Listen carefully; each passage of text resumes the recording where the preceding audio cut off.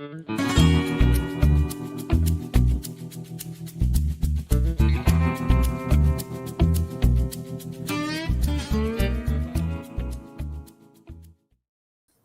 look, there we are. Hello, everyone. Hello. Look at that. We're here on a Thursday. I'm excited. Hello, everyone. And welcome to another episode of True Crime and Wine Time, where we dive into the most jaw-dropping true crime stories, well, sipping something smooth to take the edge off. So, you guys, let's pour our glasses, lock your doors, and let's uncork the truth behind some of the darkest of crimes. And oh boy, is this one of those. That's for darn sure. It is. Yes, it is. Well, you guys, I'm your host, Llama. You're probably familiar with me now. And the lovely Terry True Crime is out for the next few weeks. So I'm bringing on some fabulous guest co-hosts. Tonight, I have the lovely Lady in Gray with me again. Yes. Hi, y'all. I have had such a pleasant time the past couple of weeks. So despite this difficult topic, I had to return to finish this disturbing case because it took decades to reach resolution. The story has been fascinating, yet difficult to cover. Yeah, it has. It makes me very angry. It makes you very angry too. Yes, it's made me mad. It's between, I think everyone is just like, Llama, can you please stop picking out these cases? Please. This one was rough. Yeah. This one was rough. But you guys, before we begin, if you're watching us on YouTube, please hit the like button, the little thumbs up, please. Subscribe to our channel and hit the notification bell so you never miss when we go live or drop an episode. You can also become a member, which comes with all sorts of exclusive perks. Just click the join button, pick which tier works for you. And if you're listening to this as a pod, please leave a rating and a review or download, as it helps our little pod get noticed. All right, Lady in Gray, why don't you tell us what we will be covering tonight? I'll be glad to. Tonight we'll be covering part 2 of the story of John List, who was a devout Lutheran father and lived with his beautiful family and mother in a quiet New Jersey mansion. That is until he murdered them all. Yeah. It would take 18 years, a clay bust, and an episode of America's Most Wanted to finally unmask the man who thought he could outsmart time and get some long-awaited justice. This is the story of faith, control, and one of the most cold-blooded family annihilators in American history. Agreed. And I'm sure I will have just as many rants tonight as I did last week. I'm sure. Terry has rubbed off on me so much. So it'll be in spirit of Terry. I'll make sure to have all my rants. But before we get into that, Lady in Gray, what are you drinking tonight? Well, I plan to have my normal tonic water with lime. And I was going to add a splash of Canton McAlbert, but I don't have any crystal light. So I was going to add this to my tonic water. Okay. That's Sonic cherry limeade flavoring, but you can get this I got it at Walmart, I think. But instead, I went to Sonic and got the real thing. So I got my Route 44 cherry limeade. Is it like a slushy? Glorious ice from Sonic. Is it like a slushy? Is that what? Oh, no, it's got that bullet ice. Oh, okay. Don't you have Sonic up there in Ohio where you live? We do, yeah, but I've never been to one, now that I think about it. So I also have a pretzel for later when we go watch Big Brother. So, ooh, pretzel. We love snacks. Well, tonight, you guys, I got a bottle of Barefoot Moscato tonight. Nothing fancy, but does the job for the price. And that's what Elbow Feet picked up for me. No peach wine, like he said he would earlier. Ugh, jerk. I should fire him already. Well, I don't know. He brings you those V8 things, and they look pretty tasty. So. That's true. Peach mango. I know you've been talking about getting them, but it's the peach mango. The orange pineapple is good, but it has a bit of there's tea in it. That's where the caffeine from. And it does have a hint of the tea in the aftertaste. And I do not like tea. The other one, the peach mango does not. So it's more like just fruit, that one. Well, no, it has tea in it as well. It's you just can't taste the aftertaste isn't. Yeah, it doesn't. You don't. I'm going to try those. When I go to the store this weekend, I'm going to get some of those and try those. I don't know if the tea is very prominent, but again, I don't like it. So other people may not even notice it. I don't know. Well, I like tea, so that probably won't bother me. Okay. Well, let's get into part Okay. 2. When we left John Emil List, he had just murdered his entire family, his wife, 3 children, and his mother, and left town for a new life with a zero balance ledger. He was free of his obligations and all concerns for his family. He told himself their souls were safe. He had seen to that, and he would join them later on. He was sure God would forgive him of his grievous sin, and if he repented and lived a pious life from this moment on, he would be forgiven completely. Sure. He would see them again one day. That's what he told himself. Ugh. Yeah. After cutting himself out of all the family photos, he took the scraps of himself as well as his passport and burned them in his Weber grill to prevent officials from having a recent photograph for their wanted posters. List, after leaving the family car in long-term parking at the airport, took trains and buses in a non-direct path westward, even traveling back through his home state of Michigan, using cash and fake names to buy tickets. He wanted to get as far as he could and had considered a few different cities. Ugh. Look at his stupid face. I know. He's just like punchable, isn't he? Yes. Immediately after the murders, officials believed that List would turn himself in. But List himself was sure he would be caught within a week or two. Both would be incorrect. Well, they thought he would turn himself. Who turns themselves in after that? Like, how often did that occur during this time frame where they're like, yeah, that's probably what's going to happen. They just turn themselves in after murdering their whole family. You know? I mean, back then, in the time we're talking about, you could literally move like 30, 50 miles away and start a whole new life and nobody would know. But I don't know unless they thought his money would run out because he didn't really have that much, you know. Well, yes, we know he's a broke bitch. We know that. Yeah, we know. And a basic one. Yeah. And well, his pastor sent out a message begging his lost congregant to contact him. No one expected that the search for John Emil List's mass murderer would last nearly 18 years. I don't even think John List thought that. 18 years, yo. Right away, police wondered how a family could be missing for an entire month without the school or church sending anyone to investigate. It turns out that some people had rung the doorbell, but getting no answer, they just left. The only person who had cared enough to push it further had been the drama coach. We won't stay on him too long. He's kind of weird. No. He had asked a friend on the force to investigate much earlier, but lacking evidence of something amiss, had been unable to get any action.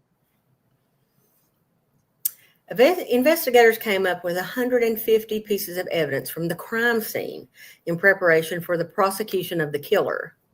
Since his passport was missing, they suspected he might have left the country. Even so, a dozen officers, guns ready, kept watch at the funeral service and burial site. Alma was flown to Michigan, but the other 4 were buried side by side in cheap metal caskets since there was no money to give them a better funeral. Helen's mother and sister insisted on burial, contrary to what List had specified in his letters. List did not show up. I don't understand why they're in cheap metal casket. Like, was money not raised or services donated in the wake of a truly, truly horrific and tragic situation? Well, like you mentioned, the times, nowadays somebody would do a GoFundMe and it'd be. They lived in a rich people neighborhood, okay? I know, but back then people minded their own business too. But that was part of the problem. You're right. You are right. Different times. Different times. Mm-hmm. So the FBI published a wanted flyer with an older photo of List and a physical description. This is one of my favorite parts of this whole freaking story. You guys ready for this? Yeah. They also learned that he suffered from severe hemorrhoids and was badly nearsighted. That is not surprising, is it? No, no. Because I find them I find the telling of him having severe hemorrhoids hilarious. Because I mean, no one is looking at this guy's butt. Like, why is this the information you're putting out? And I think it was just to humiliate him. And I applaud because it has stood for decades. we're still talking about it. We're still talking about his severe hemorrhoids. So the flyers were sent to pharmacies and eye doctors all over the country, but they refrained from sending flyers to the Lutheran Church, which I don't know why they didn't think about. I mean, he's so religious. It's crazy. I know.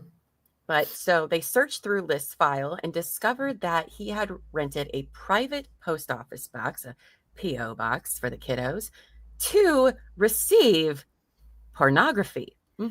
Yeah. The pious man did have a vice other than murder. I'm just going to say this.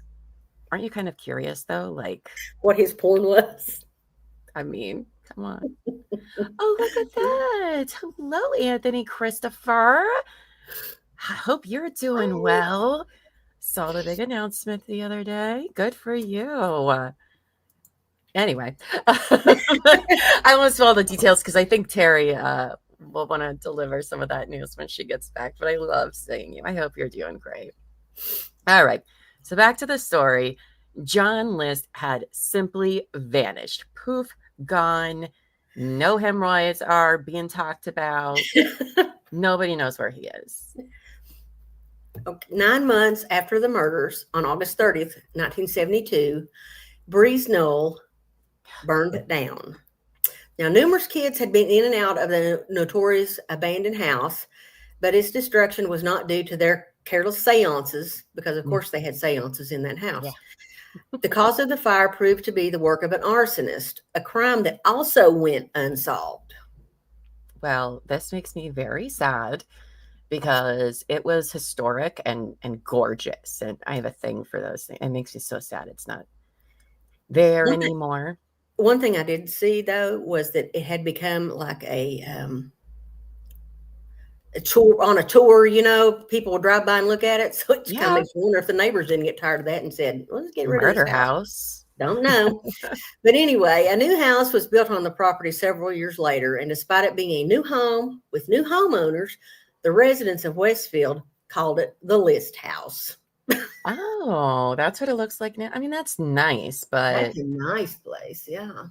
I like the other one better, to be honest. But what are you going to do?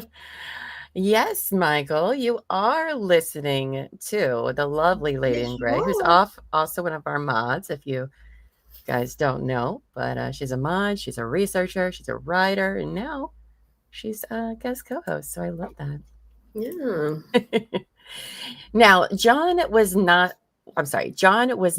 a man on the run, and he wanted to live his new life. He, of course, grew a mustache because disguises, and wore a hat low on his head to hide his features. The good old mustache trick. Going to confuse everybody with that. That's right. Maybe it was for the porn. Shut up. I'm sorry. I just saw this slide. Oh, my gosh. Yeah. Oh, is that an Ed Hardy hat? He would.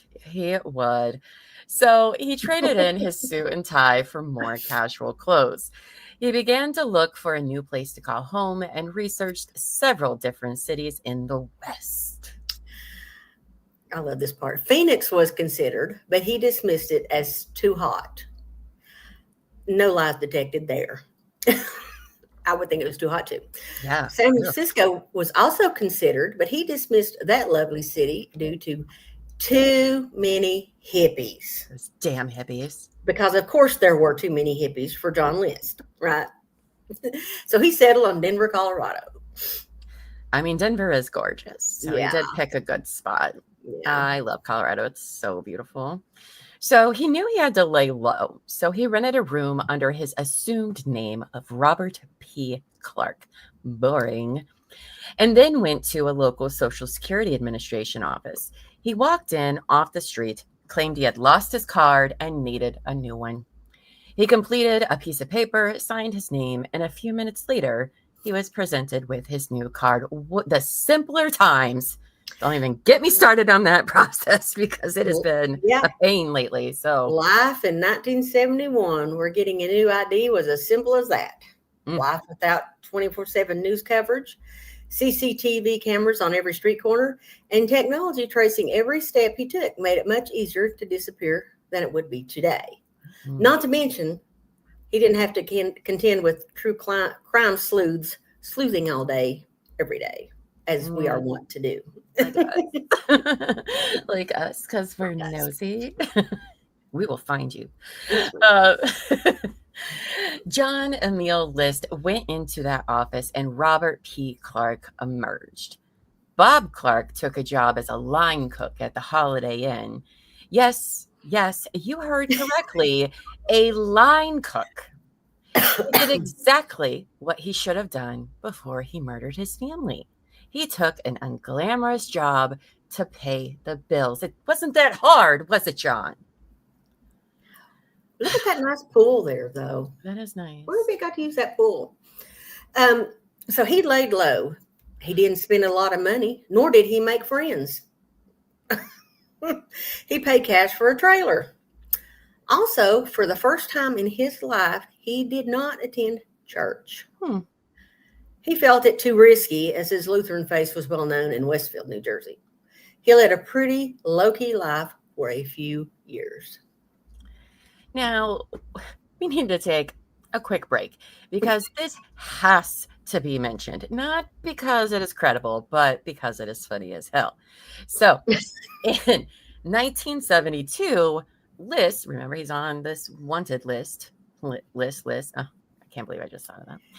Anyway, so he was also proposed as a suspect in the D.B. Cooper air piracy case because of the timing of the murders and his disappearance, which was 2 weeks prior to the airline jacking. I think this is wild. I know. Now, if you don't know who D.B. Cooper is because, well, you are young, here is a brief synopsis. In 1971, a man using the name Dan Cooper hijacked a plane, demanded $200,000 ransom and parachutes, then jumped from the aircraft mid-flight over Washington State, vanishing without a trace.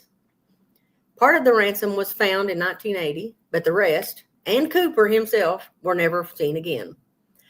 The FBI closed the case in 2016, but it's still kind of wild, so a rabbit trail search might be worth your while later.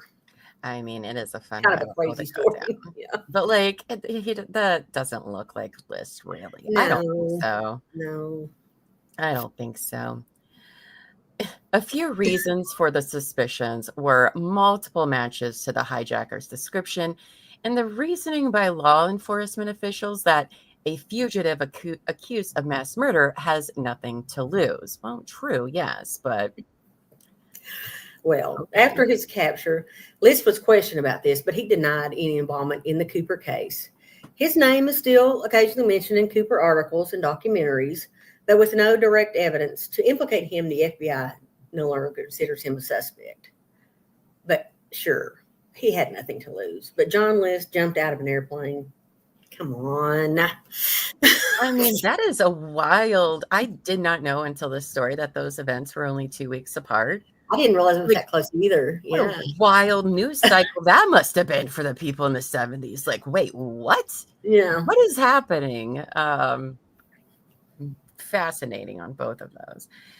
Well, eventually, surprisingly, he began to make friends. He shaved off his secret mustache and helped prepare tax returns. Several years later, he went back to full-time accounting, and by 1976, he decided he was ready to go back to church, and he joined St. Paul Lutheran Church in Denver. Oh, that's a pretty church. It is very pretty.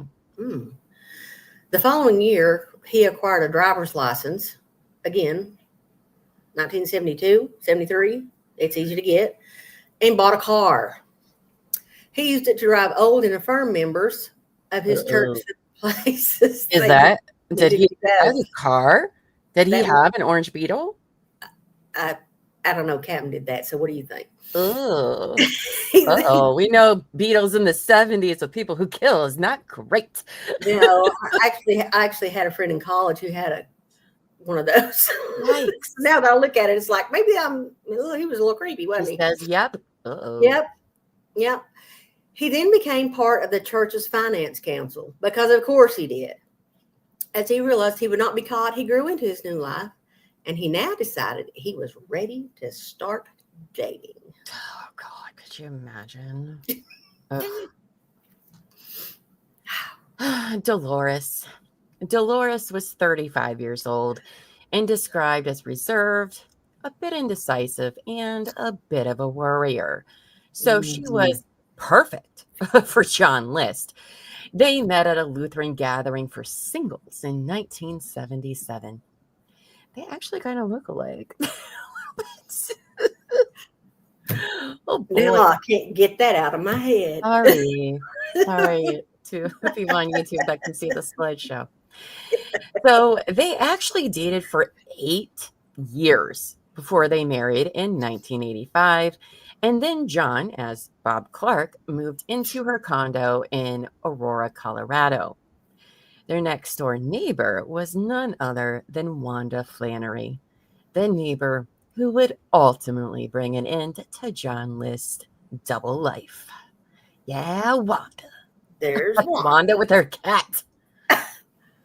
Look at that cat. He does have a cat. I knew I liked a Wanda. Dolores and Wanda were described as best friends, always at one or the other's home, having coffee, sharing gossip. Wanda was described as fun and a bit of the grandmother everyone would love to have. For some reason, I see a mix of Lucy and Ethel with Steel Magnolias here with these two. John soon found out, though, that even if he could temporarily outrun his past and the things he had done, he could never outrun himself. No. Shortly after his marriage, List was fired, surprise, from a job for failing to keep up with company changes, and also was asked to leave his post as a Sunday school teacher because he was too strict and demanding of the students. What? No surprise. Okay.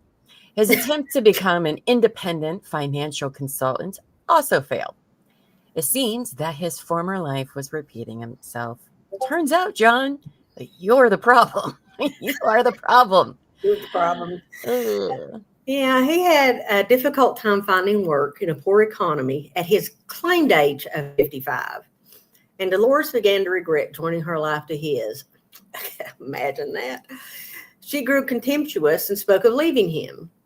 As List sat alone each day at home after an unsuccessful outing, his neighbor, Wanda Flannery, got to know him pretty well.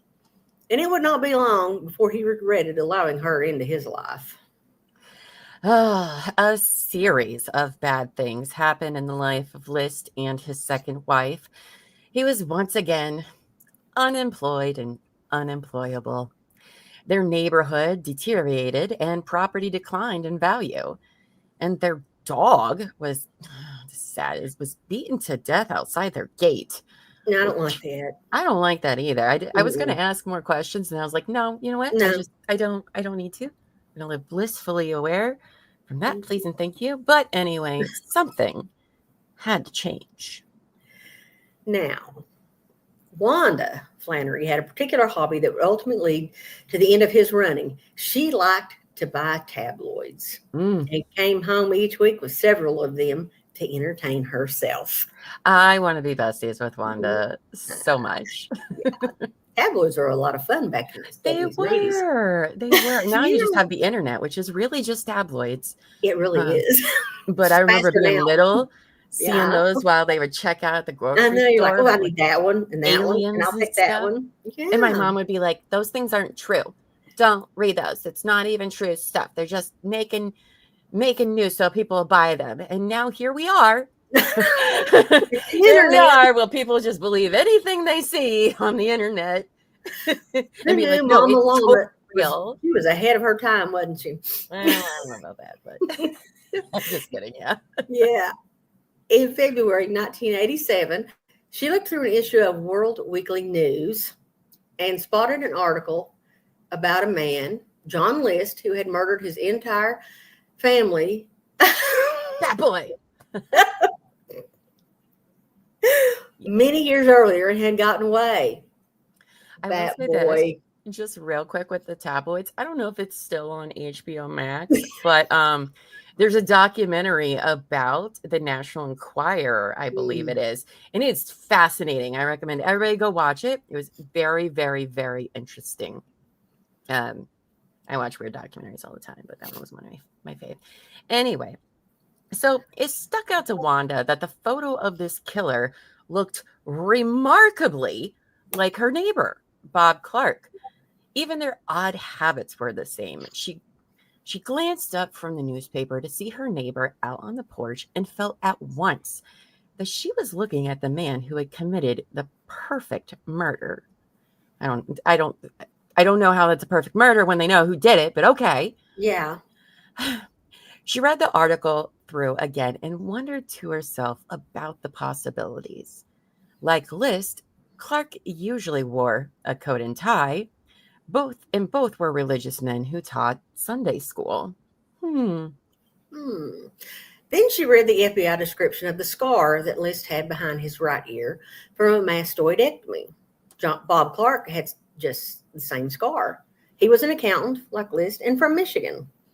Both had chronic money problems, had trouble holding jobs, and seemed to overspend. So maybe all the financial problems weren't all because of Helen after all. Oh, look, before we move on, look who it is.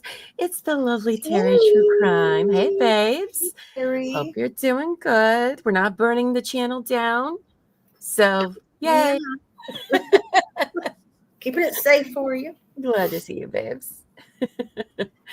I too detect a pattern here.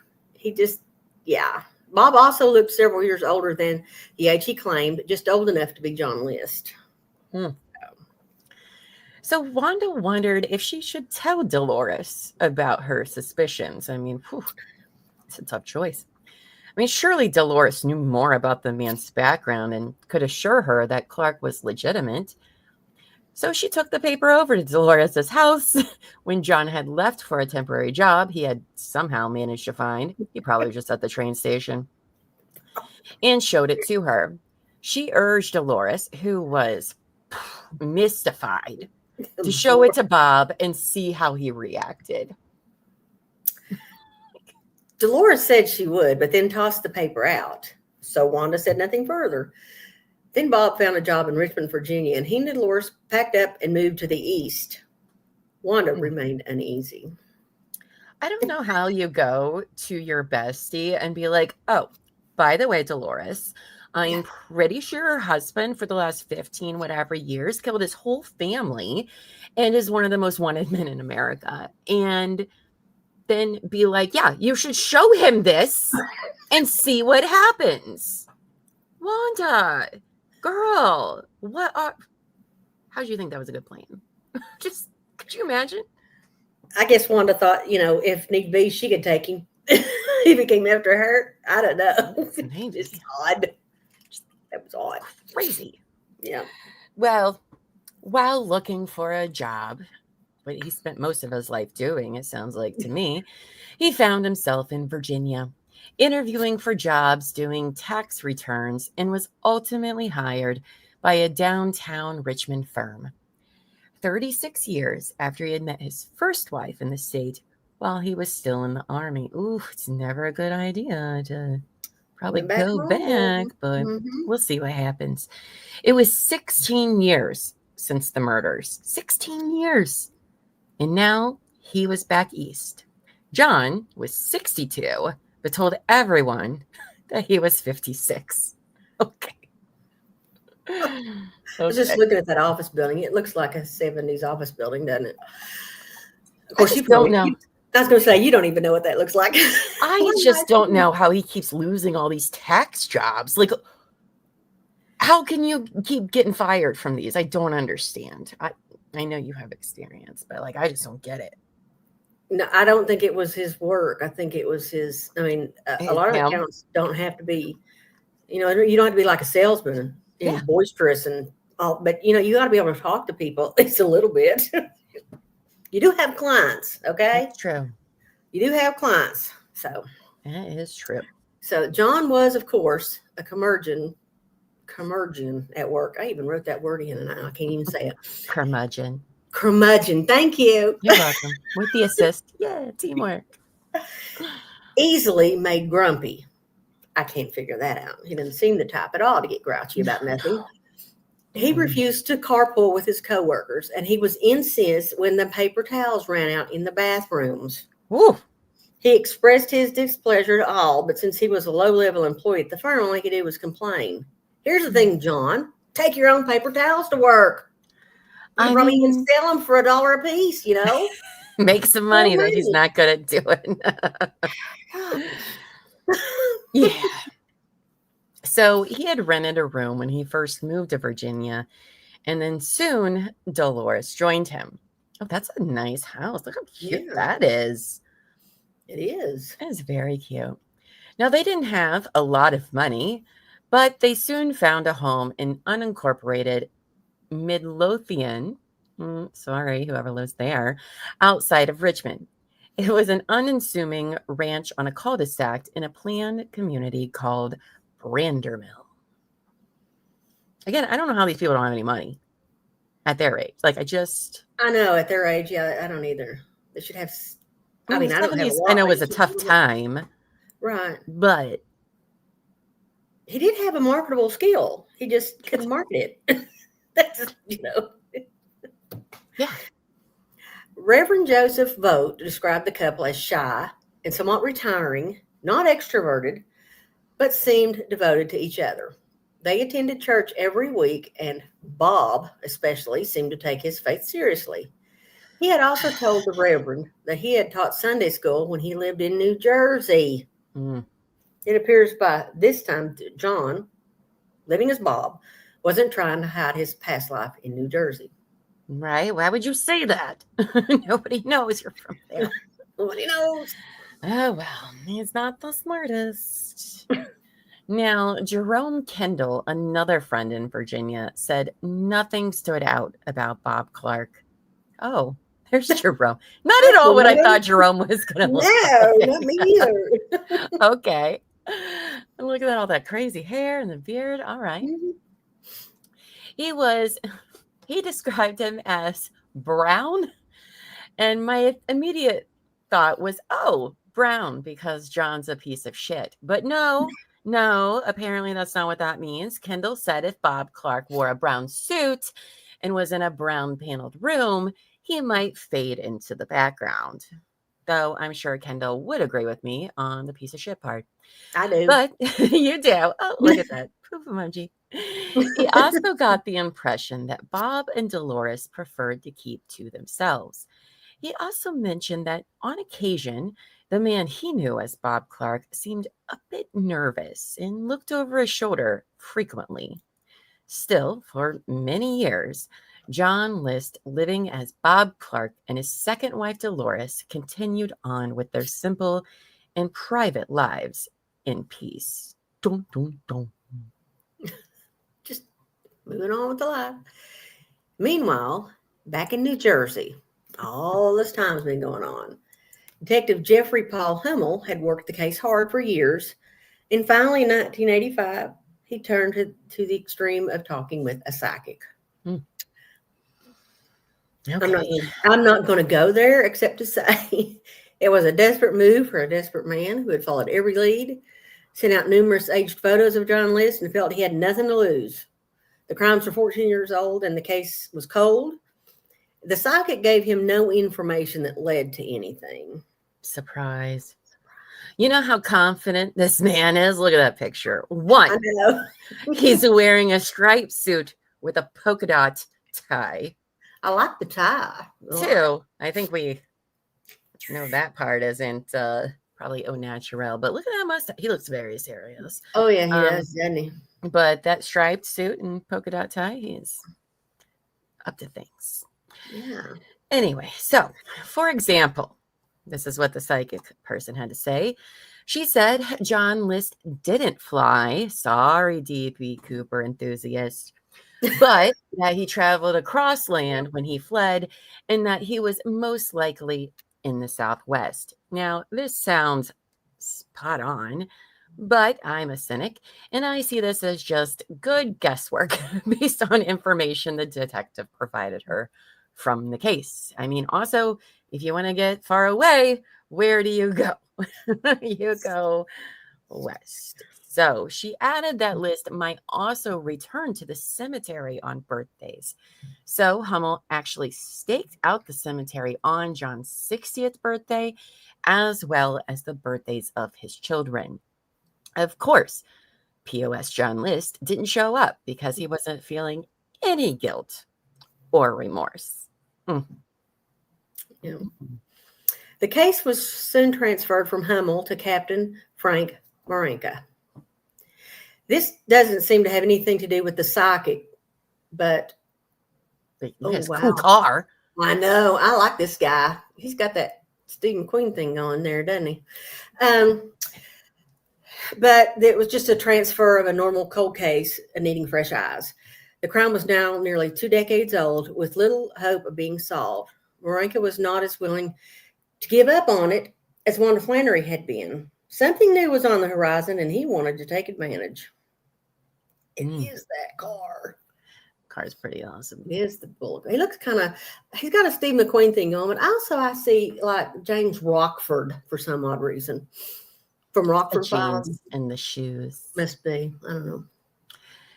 Well, we don't want to spend a lot of time talking about John Walsh. I mean, I could literally talk about him for hours, so I'm going to refrain because he would absolutely be multiple episode series of his own. And we don't got time for that. Okay.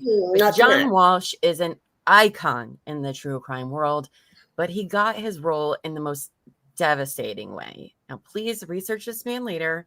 I promise you won't be sorry if you don't know who he was, because you haven't been around as long as some of us. Some of us. Exactly.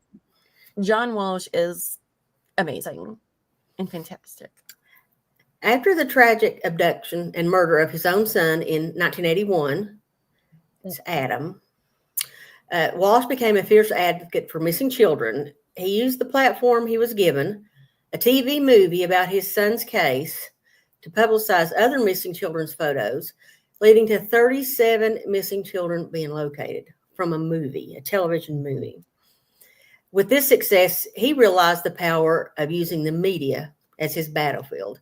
And luckily, a Fox executive agreed. Oh my gosh, you guys, if you don't know the story of his son, I know. Oh my God, I would never be able to tell that story. It's awful. It's awful. But let's talk about I have 2 favorite shows from my childhood, and they're both going to be mentioned tonight, I think. The first one. Oh, wait. Is the other one? Maybe. Anyway, we'll talk about this one. Maybe if the other one doesn't pop up, I'll talk about it at the end. So, America's Most Wanted was a television show about serious crimes, fugitives, that enlisted the aid of its viewers to help identify potential suspects. And that is John Walsh. Mm-hmm. They dramatized the crime and then provided what information they could to assist those who might be living near someone who is wanted for a crime. Each weekly segment soon averaged about 6,000 calls, which is amazing. This is before the internet. You guys. Yeah. That's amazing. Mm-hmm. All right. So some of these tips led to arrests of nearly 1 per broadcast. That's amazing statistics. It doesn't sound like a lot, but it is. And in 1988, Westfield Captain Marenka decided to get his unsolved case on the air. I just realized my other show's not going to be talked about because it's not a mystery of what happened. But you can mention it later. I will. However, the List case was considered too old for America's Most Wanted. The television show initially turned it down. Then the executive producer, Michael Linder, was scheduled to speak at a law enforcement conference in Delaware. So Captain Marenka and Detective Hummel went, taking the List files with them. They approached Linder with the case. Linder was originally hesitant because of the age of the crime. It had been, 16, 17, 18 years. But they showed him the case file and crime scene photos. When he saw the photos of the children laid out in what was obvious premeditation, he changed his mind. And the show had also been under pressure from the FBI to showcase older cases. I don't know why the FBI is pressuring them, but okay. At the time, John List was the FBI's third oldest missing fugitive, and Linder thought this would be a great test case for the show. So the more Linder thought about it, the more he found it all around captivating and ordered a segment on it.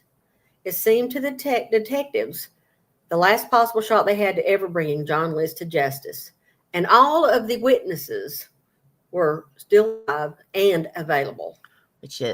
That's a lot. I mean, that's kind of unheard of when things go unsolved this long period of time. But you guys, there was one problem.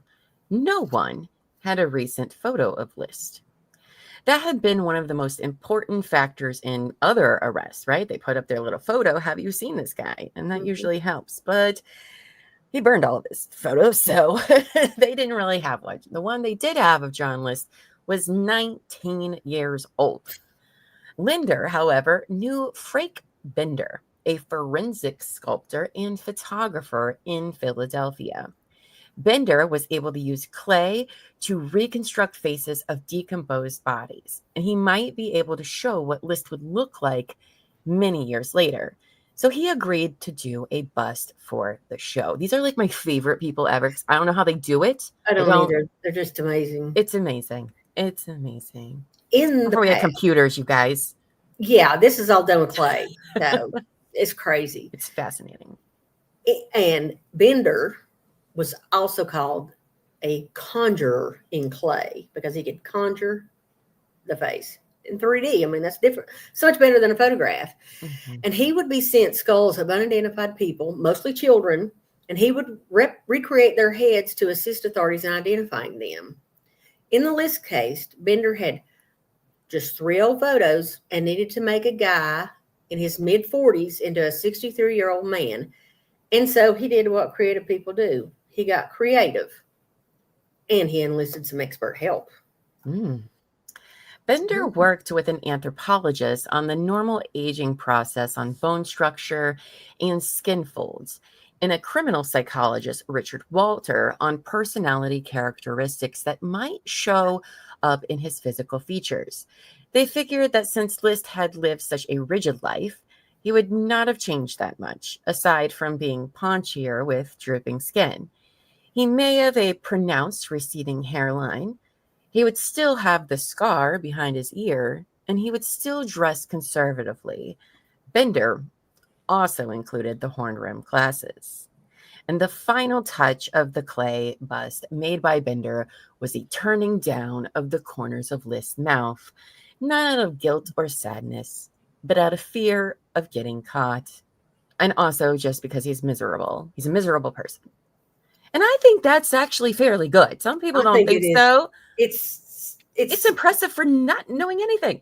It's pretty good. It's creepy good, actually. In my opinion, it really is. Yes, I think that the formal clothing, the tie and the suit, I think it makes it. I think that was a big key for that. Well, the show aired on May 21st, 1989. John Walsh, the program's host, introduced the segment as New Jersey's most famous murder case. The story ran for 10 minutes to an estimated 22 million viewers. That is wild. 22 million people at one time saw that bust. If List was out there, someone would have seen him surely. Now, John List himself generally watched the program, liking the challenge of figuring out the crimes. Go fucking figure. Yeah, figures. Yeah. However, that night, he and Dolores went to a church social, so he missed the show. But back in New Jersey, Patty's ballroom singing companion, Susan Cousins, was watching. She said when she saw the show, she was frozen in time as a grieving 16-year-old. I bet. I bet. Now, back in Colorado, our homegirl, Wanda Flannery, was also watching with her daughter and son-in-law. It is creepy, but amazing. So she had seen the thing, right? But to her, the bus did not look like Robert Clark, her former neighbor. Nevertheless, though, she still felt that she had made the right connection. She knew she had to act, if only to save Dolores. She had her son-in-law call the phone number provided on the show and give them the Clark's new address in Virginia. I probably would have made somebody else call for me too. I'd have been like, Alfie, we need you to call this number, okay? I can't do it, but I need you to do it for me. Exactly. Yay for Wanda. Stepping up, girl. Over 300 calls came in about the List case that evening, just that night, fielded by FBI agents.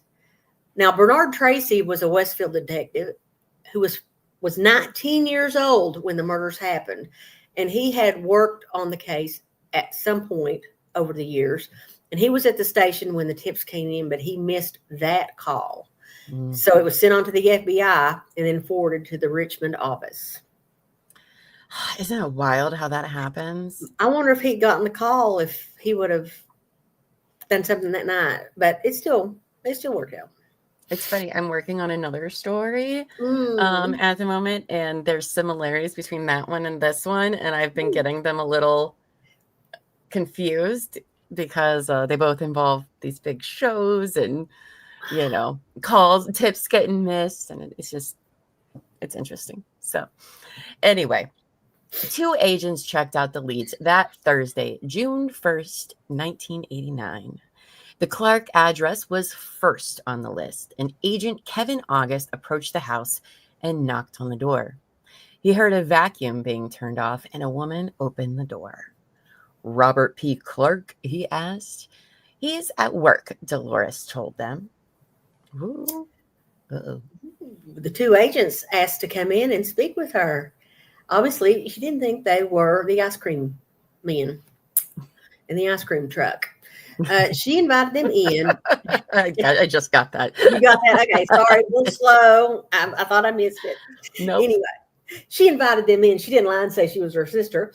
And they showed her the FBI flyer on John List. They asked if this could be her husband. She paled noticeably and began to tremble as she tried to read the flyer. She admitted there was a resemblance, but denied that this man could be her husband. She then began to cry. She offered a wedding photo, and when they looked at it, they knew there was no doubt. This was their man. He literally hadn't changed at all. No, he hadn't. At all. The same. Yes, it's wild. Just less hair, and it's grayer. That's all. That's all. That's all. No, yeah. So they asked about the scar, where her husband was from, what he did for a living, and it all added up. One agent stayed behind, and the other drove off to Bob Clark's place of business, alerting 2 other agents to meet him there.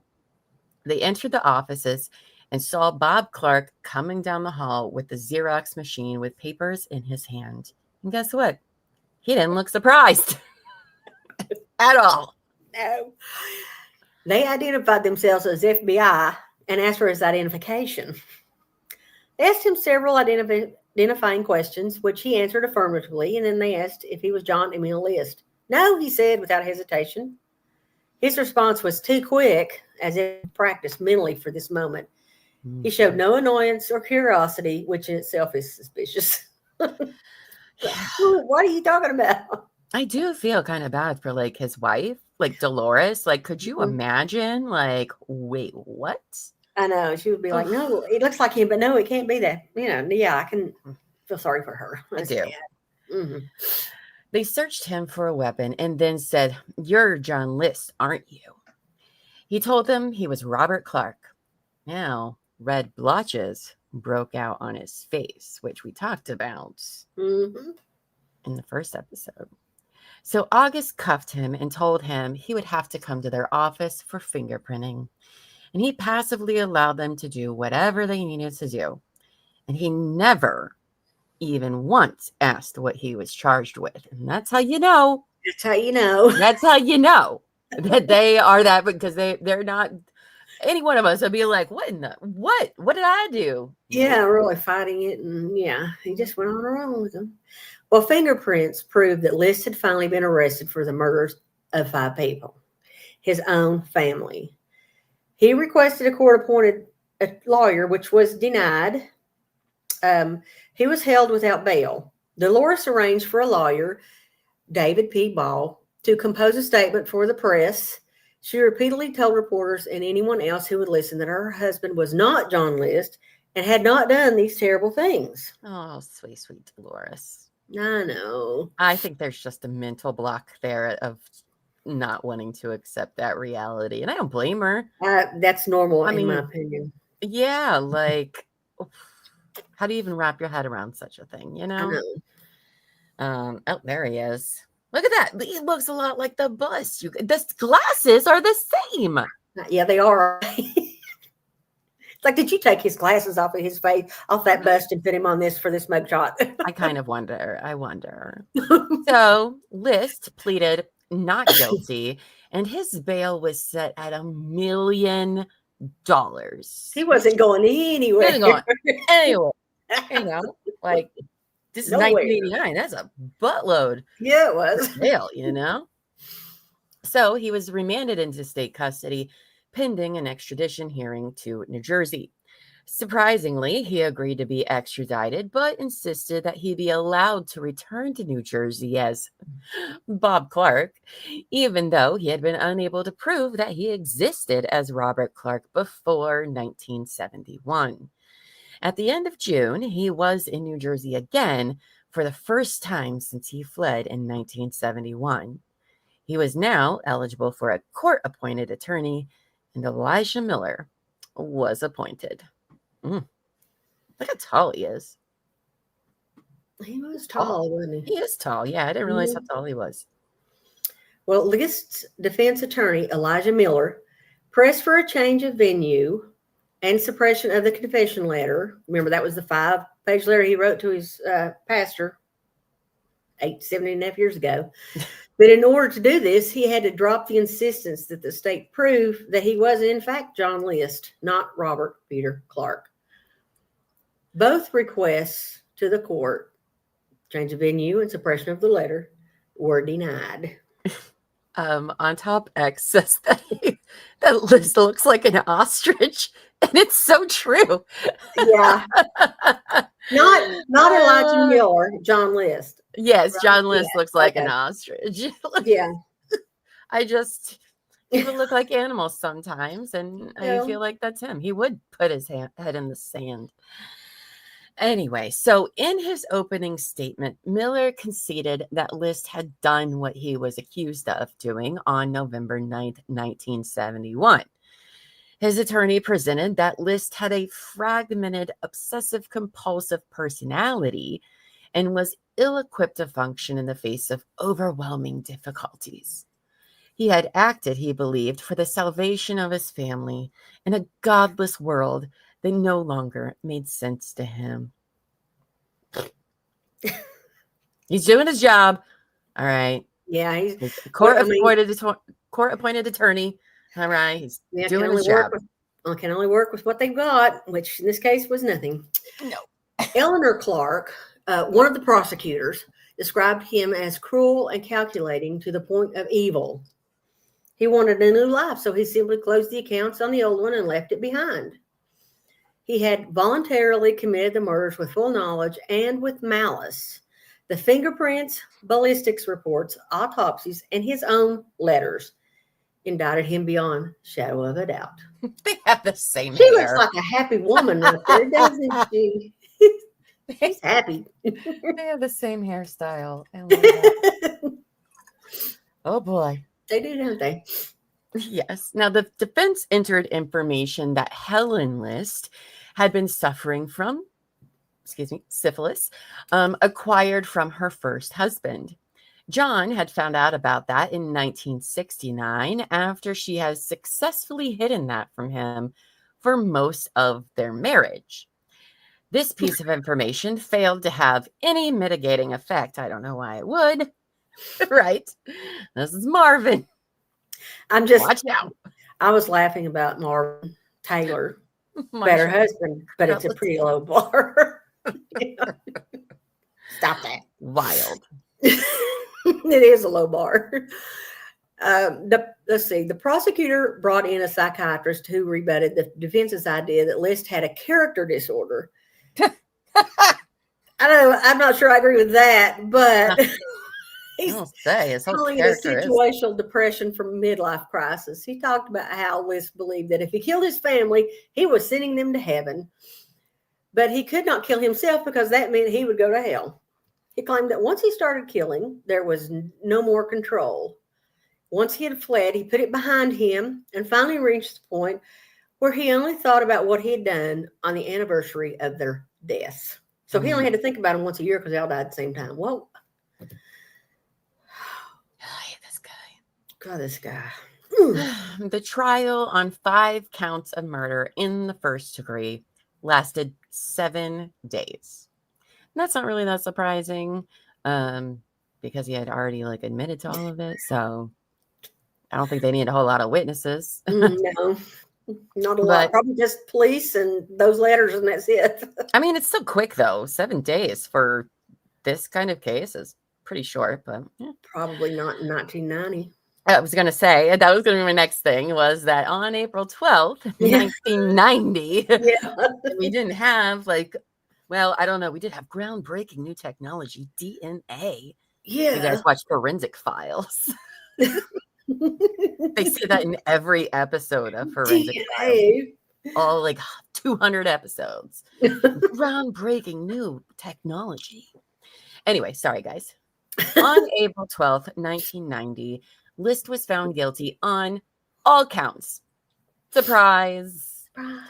This was less than 1 year after America's Most Wanted episode had aired on May 21st, 1989. He was given life in prison, 5 consecutive terms, and he would never be released. Good. John Emil List will be eternally synonymous with concepts of selfishness, horror, and evil. He is a man who could coldly, calculatingly, and cunningly conceive and carry out a cowardly plan to assassinate each of his 3 children. That face. Look at him. Right there, he just seems angry that this is happening to him. I know. It's how dare you, kind of, I have it all worked out with God, so you don't need to worry about this or something. You're saying mean things about me. Disgusting.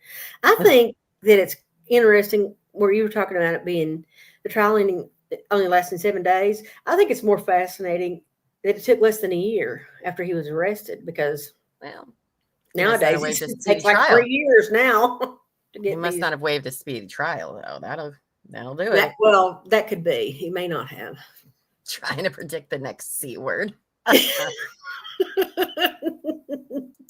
No, we're not going to. Okay. We have talked several times during this 2-part series about the letter that List had left for his pastor. This letter was basically his confession and used against him at trial as evidence. After his conviction, he appealed his verdict because everybody gets the right to do that, stating that this letter, being a confidential communication to his pastor, should not have been entered as evidence.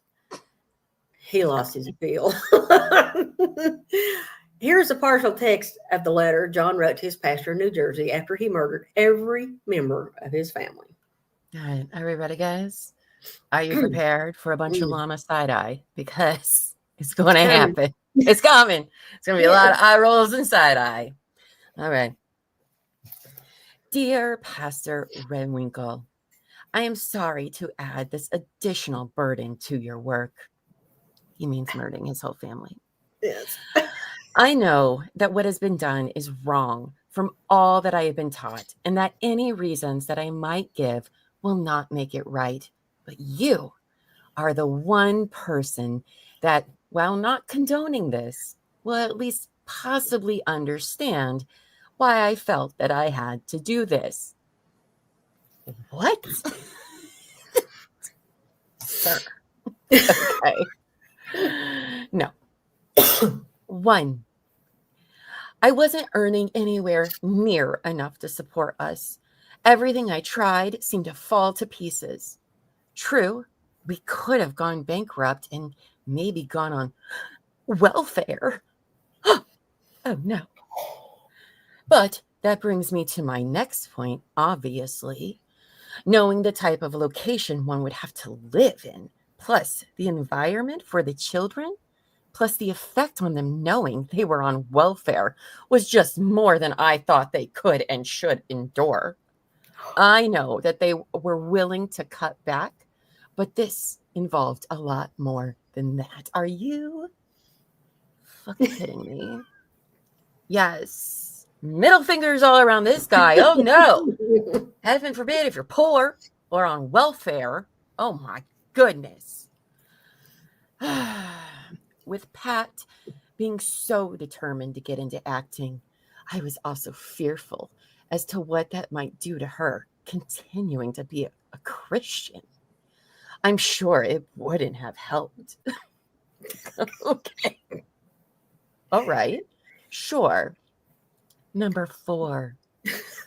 Also, with Helen not going to church, I knew that this would harm the children eventually in their attendance. I continued to hope that she would begin to come to church soon, but when I mentioned it to her, that Mr. Jubal wanted to pay her an elder's call, she just blew up and said that she wanted her name taken off the church rolls. Again, this could only have an adverse results for the children's continued attendance. Okay, sure. Okay, sir. So that is the sum of it. If any of these had been the condition, we might have pulled through. But this was just too much. At least I'm certain that all have gone to heaven now. If things had gone on, who knows if this would be the case. Of course, Mother got involved because doing what I did to my family would have been a tremendous shock to her at this age. Uh-oh, there's side eye. Therefore, knowing that she is a Christian, I felt it best that she be relieved of the troubles of this world that would have hit her after it was all over. I said some prayers for them all from the hymn book. That was at least the least I could do. What? Least. Are you kidding me? Now, for the final arrangements, Helen and the children have all agreed, because I asked them at dinner before I killed them, that they would prefer to be cremated. Please see to it that the costs are kept low. What a cheapskate! This guy. For Mother, she has a plot at the Frankenmuth Church Cemetery. Please contact Mr. Herman Sheckless. He is married to a niece of Mother's and knows what arrangements are to be made. This fuckface. That is the end of that letter. But the audacity of this man. It's so bad. I mean, I said a prayer, so everything's cool now. It's fine. It was the least I could do. Yeah. Very least. List later stated he had also prayed. This is over them while they're dead. He's lined them all up. Dear Heavenly Father, I pray to you in the name of Jesus, our Savior, please take the family into your heavenly home. They are also innocent in this matter. And he followed that up with the Lord's Prayer. Of course. John List continued his letter with more lame justifications with regard to his thoughts on his forgiveness, how others will no doubt think what he did was horrific, but he didn't see any other alternative. I mean, the welfare? Come on. That right there. Forget Well, which way is the it? bullshit meter. Yes. Bullshit meter, yeah. Yeah. Forget, Jesus loved the poor people. Yeah. Must be, different things, I guess, but okay. Well, now another interesting thing is psychiatrist Stephen Simring talked with John List for hours after List's arrest. Dr. Simring is board certified in adult psychiatry with subspecialty certification in forensic psychiatry. He has testified in hundreds of civil and criminal trials as an expert witness. Now, Dr. Simring said that in 1971, John List was so rigid in his thinking, he only saw 3 options for himself. 1, run away. That seems fine. Okay. 2, go bankrupt. Boo. No.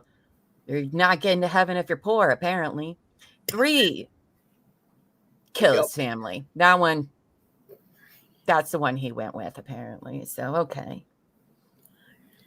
I'm so glad that this doctor's name is Dr. Simmering and not Dr. Lewis, because I could have done that one. I couldn't have done it. Oh, boy. You could have been. That would have been bad, because this one sounds like he knows what he's talking about. John rejected bankruptcy as he considered it a sin. He rejected suicide because it was the unpardonable sin. What is it? It's like number 2, right? Thou shalt not kill, or is it 1? I don't. It's at the top. All right, that one's Just say. And okay. That left his family. He knew this was a sin, but he was convinced he could repent and live a pious life and be forgiven. Now, I'm no expert, but I have been to Sunday school and I have taught it, so I know a little bit, But I'm unsure why he thought he could be forgiven the sin of murder, but not the sin of bankruptcy. No, okay? I mean, come on now, John. After all, to God, sin is sin. I mean, if bankruptcy is a sin, to God, it's no different than anything else. It can be forgiven with the right, belief and following and everything. I mostly wonder, though, why he didn't consider coming clean to his family, selling that house, getting into something more reasonable, or at least take a second job, because that's what normal people do. Right? I mean, they live in this big ass mansion that they can't even afford. They don't have, you can't still get, you could downsize to what? A 4-bedroom house that's being too poor for you or something. Like, I don't even know what that even means to him. Oh, God, this fucking guy, I hate him. So Dr. Simring also said List's actions weren't a result of psychosis. They were not some sort of break in reality. I agree. They were not. It's very obvious. He described John List as not a psychopath, but as having an obsessive compulsive personality disorder, which is not the same as obsessive compulsive disorder. Those are 2 very different things. Just want to establish there is a personality disorder and then there's another disorder. And those are 2 very, very different things. Yeah. Because one likes to clean and the other one likes to kill, or I don't know. But anyway, rather than have zero care for others, which is a psychopathic trait, List had a lack of normal empathy, was how Dr. Simring described it. His personality would allow him to rationalize his actions until he didn't feel strongly about them. As a result, his ability to compartmentalize his life allowed him to move on without guilt. Now, I'm pretty good about compartmentalization, but I couldn't do this. There's no way. No. There is no way. Wild. I know. Just absolutely wild. He was able to rationalize what could not be rationalized and justify what could not be justified. And this was how he was able to live his life by doing taxes by day and reading historical books by night. Oh, hello, Amy. Have you joined the show? Hey, Biz. It's fine. You can join us if you want. That's fine. We would like for you to join us. Oh. Okay. But John List, it seemed that once he was in prison, that's right, he might be forgotten. Yet in March 2002, television journalist Kai Chung interviewed John List for ABC's evening magazine show, Downtown. It was promoted as the first time in 30 years that List had spoken about the murder of his wife, 3 children, and mother. Mm. While that was true, List had been a fugitive for almost 18 of those years. He was 63 when he was captured in 1989 with the help of America's Most Wanted tip. So that made him around 76 years old when he sat for this interview. The way he shuffled into the room and slurred his words as he responded to questions gave the impression that he was much older. He'd lost most of his hair and appeared to have trouble with his teeth. Oh, so sad. No pity. No pity here. No pity for me. Nope, not me either. Nope. While much of the program was a recounting of the crime, List did speak about what he had done. He described shooting his wife as he came up on her from behind while she ate toast at the kitchen table. After he dragged her body to the ballroom and cleaned up the blood, he sat down at that same table and had lunch. We do have a brief audio clip of his interview with Connie Chung. Were you determined to kill them? Once I made the plan, yeah, then it's just like D-Day. You go in and there's no stopping them after you start. In 2002, ABC's Connie Chung spoke with John List in his first on-camera interview about the murders. You ate lunch in the kitchen where you had shot your wife in cold blood? That's correct. How could you? I was hungry. It was just the way it was. I mean, you would be too. This fucking guy. No. Yeah, it's just normal. I'm hungry. I worked at the appetite. I got to sit down and eat. He claimed also that he had kissed his mother before shooting her, kind of like Judas did Jesus. God, I really hate this guy. But I don't believe he kissed his mother at all. I don't think so either. I don't either. So Dr. Simmering, who had evaluated List while he was in prison, mentioned that something was missing in him with regard to relationships and that he was probably more angry at his family than he'd ever admitted, because he can't be angry at himself, right? No. It's never his fault. Some of the murders had involved overkill, although List explained that overkill to be the release of tension, quote, after I'd completed my assignment. An assignment? Asked Chung, and he said, well, my self-assignment. Who says that? John List. God, it's terrible. Asked why he had just not killed himself when he saw debt mounting up, he explained that suicide barred him from heaven. Okay, we've heard him say that before. He said he had a better chance of going to heaven if he murdered his family and then sought forgiveness.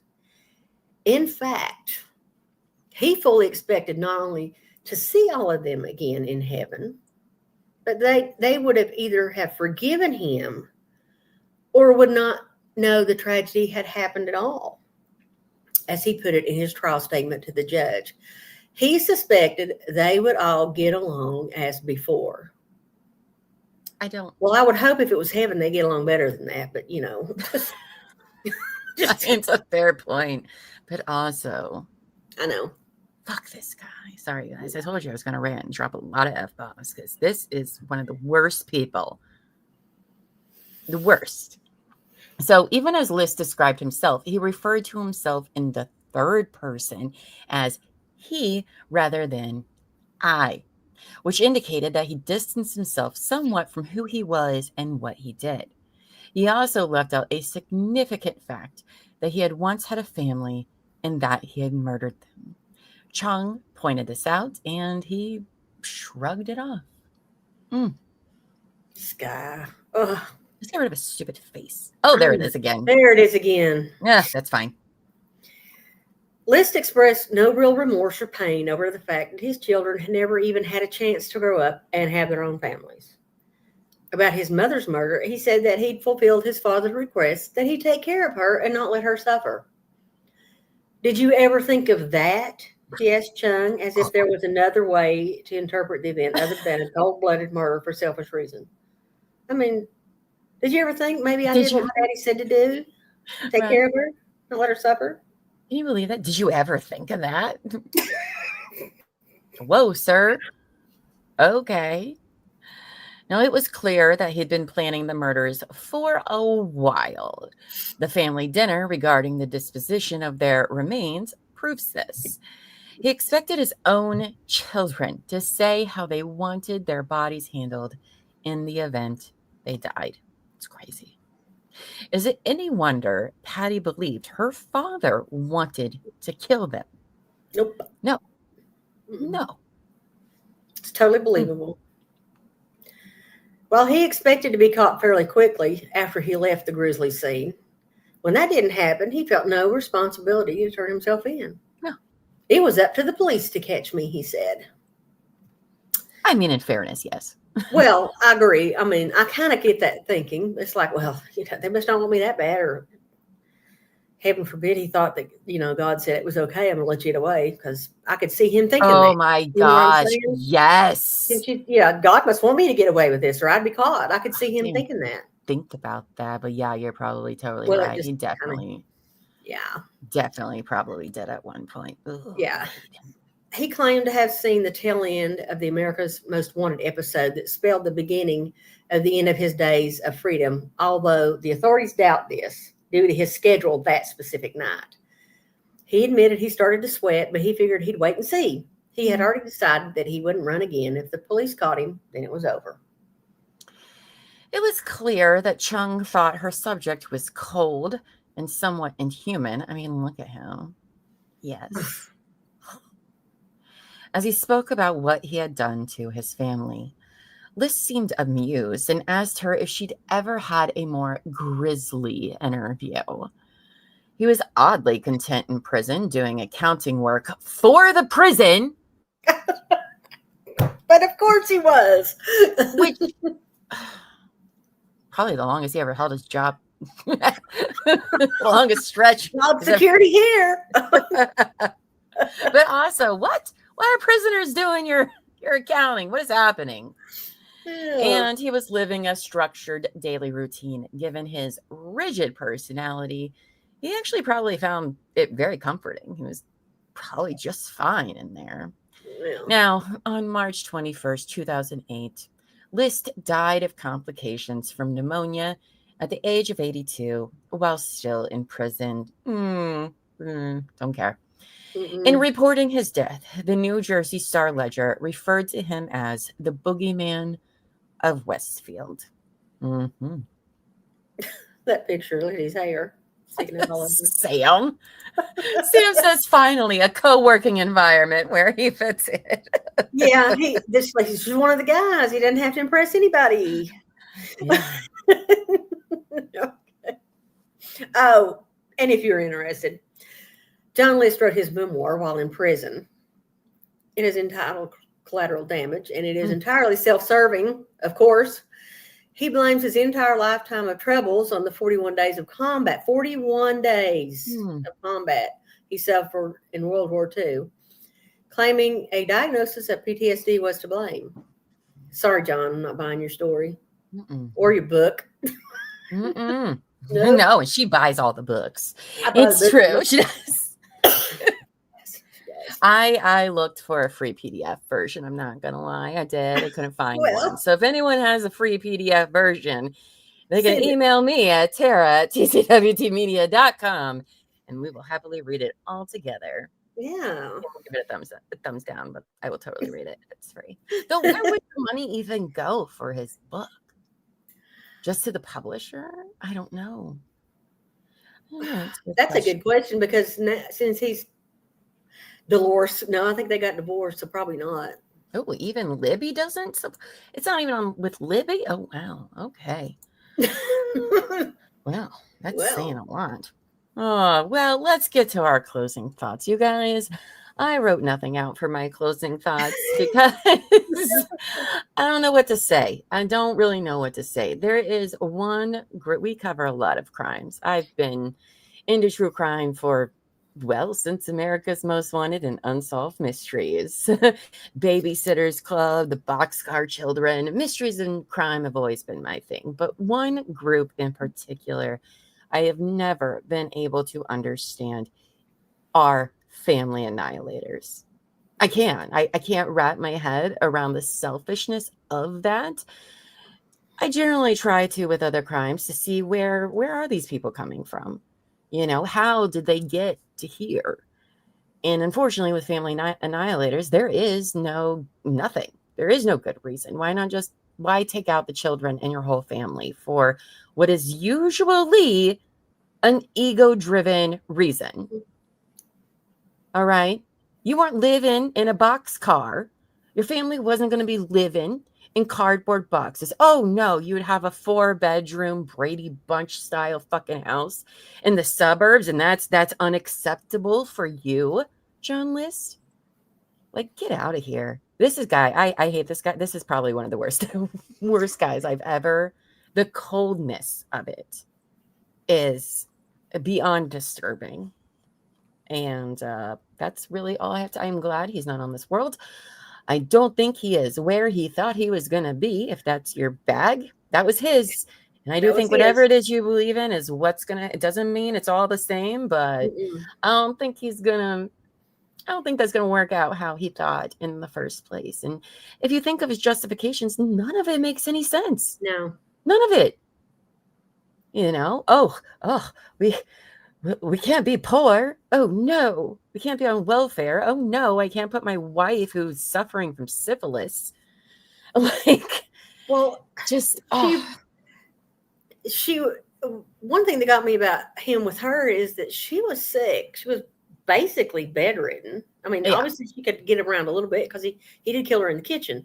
But I mean, she was homebound if nothing else. And he still thought she should be able to go to church every Sunday. And I'm like, John, it just doesn't always work out that way. I mean, by then, like, if you don't know what syphilis does to your brain, it's not great. No. She was not, by this point, I don't think she was Helen, She probably wasn't. Between that and the drinking and the tranquilizers, Yeah. And then the children seemed like very happy kids, considering what they were dealing with. But anyway. Considering, yeah. Anyway, that's my rant. I don't like family annihilators, and this guy is really one of the worst ones. He's one of the worst. Well, this story made me really angry for several reasons. You've mentioned a couple of them, but also it's really revolting when we cover crimes against children in any form or fashion. But when their parents are the doers of the event, it's abhorrent to me. And it also grieves me when some jackwagon. I call him a fuck wagon. It's fine. That's it. Fuckface. How about that? Bastardizes religion to justify their crazy. Now that really burns me up. I have a lot of respect for people with strong convictions. I do. So when a human piece of garbage like John List, who thought his actions were some sort of sick type of honor killings. That's the only thing I can use to describe them, because that's what he thought they were in a way. He had to honor himself.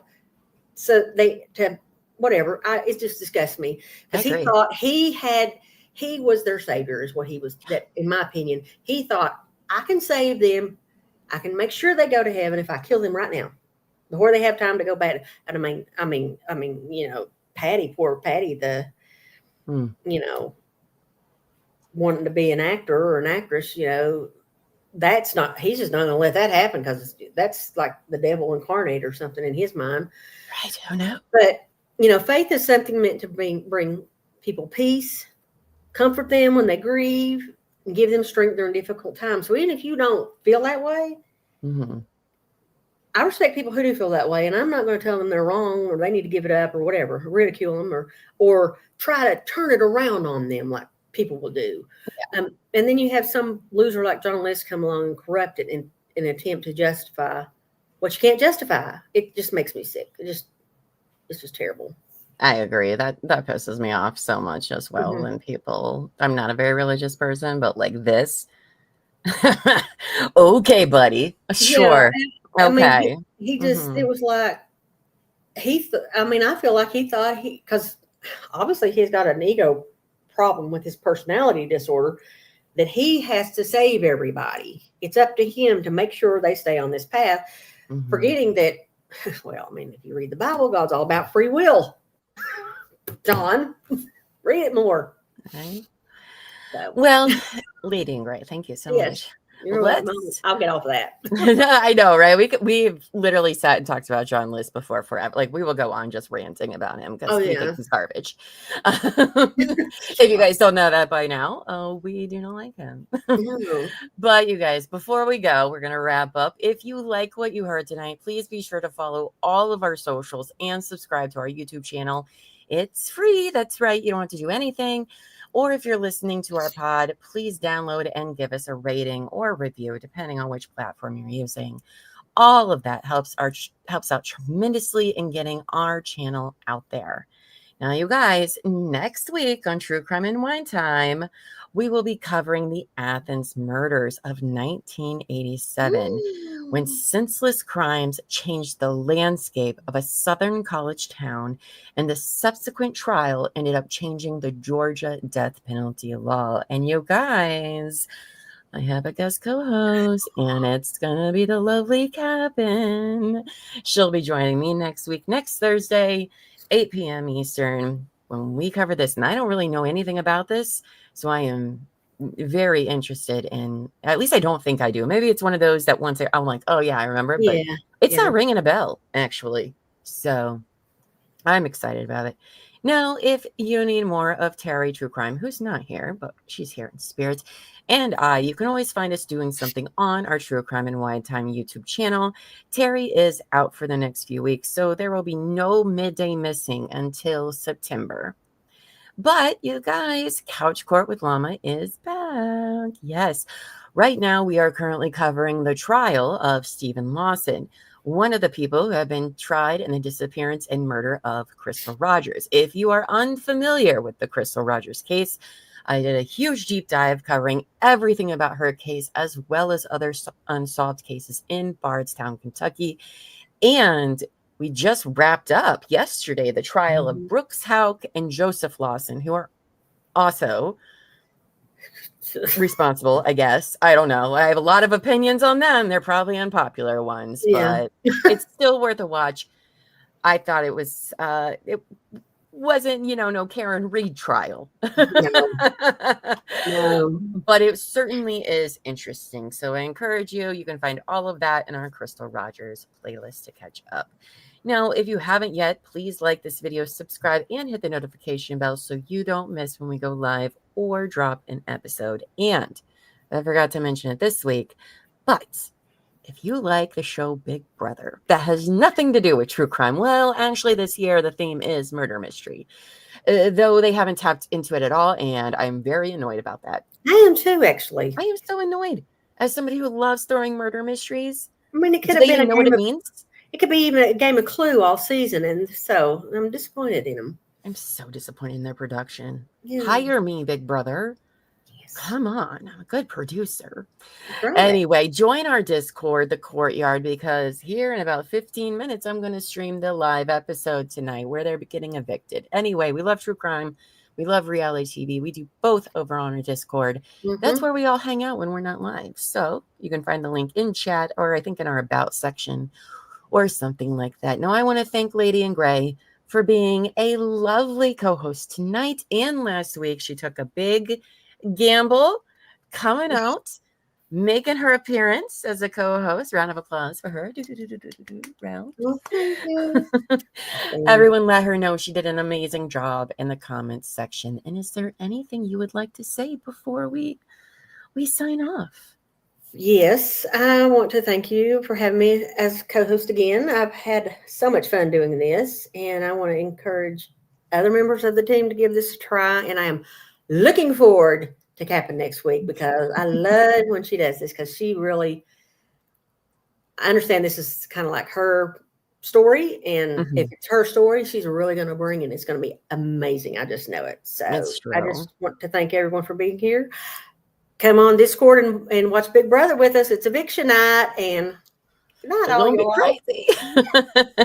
Well, thank you everyone for listening and supporting us. Until next time, take care of your mind, take care of each other, and never stop asking the hard questions. Now go forth and be amazing. Bye, guys. Bye.